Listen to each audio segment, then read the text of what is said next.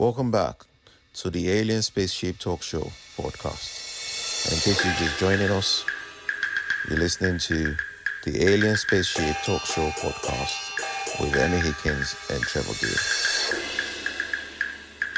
Precision keeps everything in harmony. Imagine this: while Earth spins on its own axis at 1,000 miles an hour, it's also circling the sun, and the entire solar system, that's the sun and all the planets, itself is hurtling around the Milky Way at nearly 500,000 miles an hour. Incredible. We're passengers on a cosmic ship, sailing through a vast galaxy without ever realizing the incredible motion beneath our feet. So next time you look at the sky, remember you're not standing still. You're part of an astonishing journey, flying through the universe at breakneck speed on a tiny blue world suspended in the endless dark. So it gives us something to think about, doesn't it, really? It does indeed, yeah. Incredible. No wonder I feel dizzy sometimes when I've had a drink. Absolutely. Okay, so let's get on to Helen Keller. I did sort of introduce the subjects a little bit last week. So probably covered most of it. Now, she was a young lady. She was a baby born in, I think it was 1880 in Alabama, to a family. I think her dad was an editor of a publication.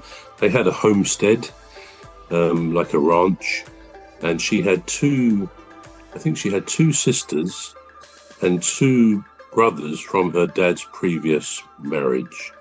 So she was quite a large family. Well, as I mentioned last week, when she was 19 months old, she contracted a bad stomach inflammation, and it also caused inflammation of her brain.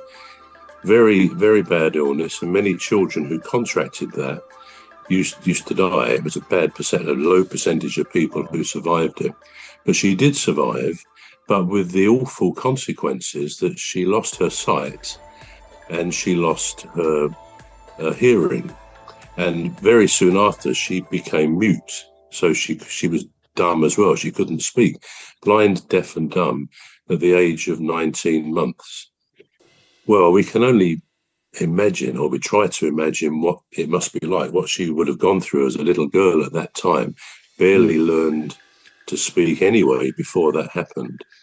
In the next 4 or 5 years, one or both of her sisters managed to communicate with her by having little home-related things, which kind of broke through in communication terms. But things were not getting any better. So in about 1886, when she would have been 7 or 8, her mother saw an article by Charles Dickens called American Notes. And it was about the story of a young woman, teenager, I think, called Laura Bridgman, who was blind and deaf.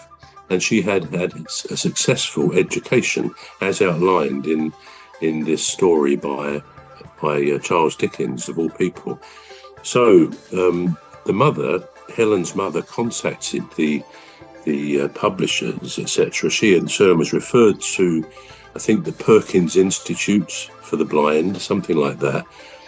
And she went along. The parents both went along with Helen and discussed things.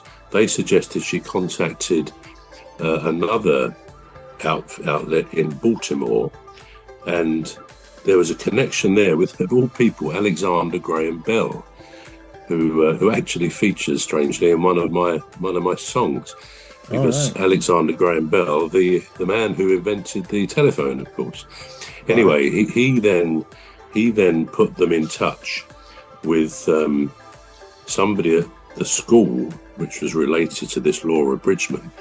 And the school then recommended a lady who was about 20 then, a lady called Anne Sullivan, because they felt she could, they hoped, successfully penetrate the fog, the silence, the blackness for poor Helen, and actually try to give her an education. And that she did. So when she started, she basically gave Helen things to hold. For example, one of the early things was a mug, like my mug here, coffee mug.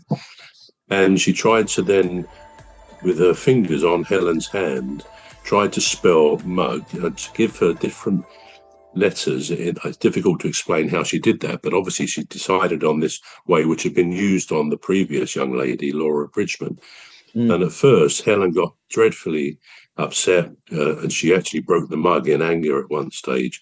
But then she said a little bit later, quite early on, Anne put Helen's hand under a tap of water, faucet, as they say in America, under a tap of water. The water was just coming down gently on her hand. And under this system that she was trying to introduce to Helen, she spelled out the words water, the letters water, W-A-T-E-R. And it was like it was an epiphany. And Helen herself said in her autobiography that suddenly, she said, it was wonderful. There was a breakthrough. I realized that what was this beautiful... We're going to take a short break now. We're back shortly.